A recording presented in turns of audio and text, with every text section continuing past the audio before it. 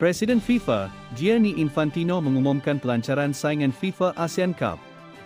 Pengumuman itu dibuat Infantino selepas pemeteraian perjanjian pembangunan bola sepak ASEAN FIFA di Kuala Lumpur. Pemeteraian perjanjian dibuat oleh beliau dan Setiausaha Agung ASEAN, Dr. Khaw Kim Hoorn.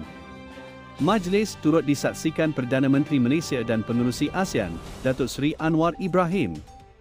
Kejohanan ini bakal melibatkan penyertaan 11 buah negara iaitu Malaysia, Indonesia, Thailand, Vietnam, Singapura, Myanmar, Timor Leste, Brunei, Filipina, Laos dan Kemboja. FIFA ASEAN Cup akan membabitkan 11 negara anggota di rantau ini. Ia akan memberi impak besar bukan saja di rantau Asia Tenggara tetapi juga di seluruh dunia, katanya seperti dilaporkan Stadium Astro. Kejohanan ini bakal diadakan dalam kalendar antarabangsa FIFA.